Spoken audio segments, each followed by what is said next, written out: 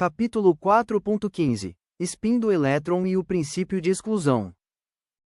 Certas partículas fundamentais apresentam um momento magnético associado, que pode se alinhar a uma direção em relação a algum campo magnético externo. O elétron é uma dessas partículas e a direção de seu momento magnético é chamada de spin ou giro. A analogia mecânica implícita neste termo é fácil de visualizar, mas não deve ser tomado literalmente, porque a rotação física de um elétron não tem sentido e o spin do elétron é um efeito relativístico sem contrapartida clássica. Um determinado orbital é caracterizado por um conjunto fixo de números quânticos n, l e m. O próprio spin do elétron constitui um quarto número quântico s, que pode assumir os dois valores mais um meio e menos um meio.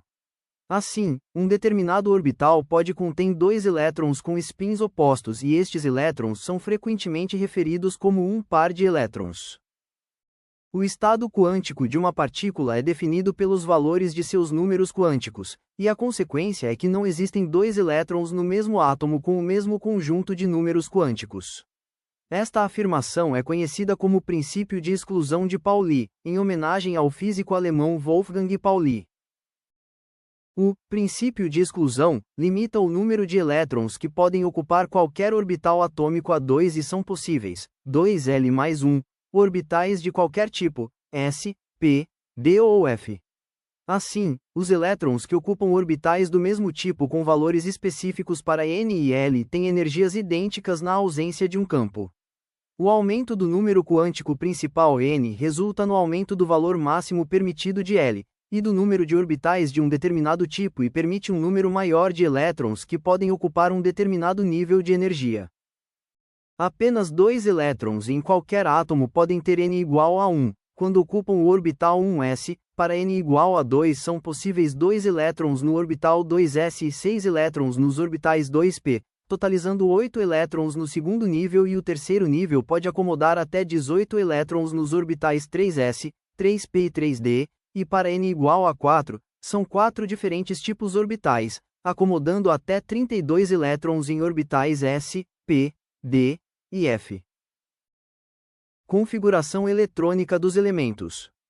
A configuração eletrônica de um elemento e a distribuição dos elétrons entre os vários orbitais usam o princípio do Aufbau, alemão para construção, um método simples para atribuir as configurações de elétrons nos átomos. De acordo com esse princípio, os elétrons são adicionados em um átomo com o aumento de Z, aplicando as regras do princípio Aufbau. Os elétrons ocupam os orbitais conforme aumenta a energia. Os orbitais de menor energia orbitais são preenchidos antes dos superiores. O número máximo de elétrons que pode ocupar qualquer orbital é 2. Os elétrons preenchem os orbitais do mesmo tipo, apenas um elétron de cada vez, de modo que todos os seus spins estão desemparelhados e o emparelhamento inicia somente depois que todos os orbitais estiverem preenchidos pela metade. Esta última regra é uma consequência da repulsão eletrostática entre elétrons, conhecida como regra de Hund. A forma mais comum de representar a distribuição de elétrons é o diagrama de caixas, em que estas caixas representam os suborbitais, mesmo N, L e M, são preenchidos de acordo com a entrada de elétrons e se indica a configuração eletrônica até chegar ao elétron de mais alta energia.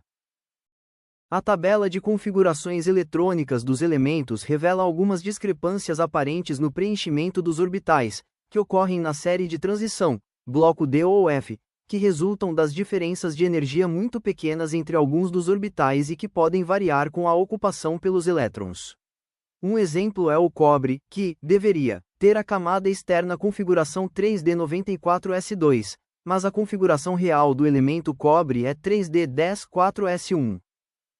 Embora o orbital 4s esteja normalmente ligeiramente abaixo do 3D energia orbital, a energia de ambos é tão próxima que as pequenas variações quando um está vazio e o outro ocupado pode resultar em uma inversão na ordem de energia. Esse vídeo faz parte do livro Química Geral, disponível nas formas físicas e como e-book. O link para o livro está na descrição. Obrigado por acompanhar o canal e tem mais conhecimento químico disponível.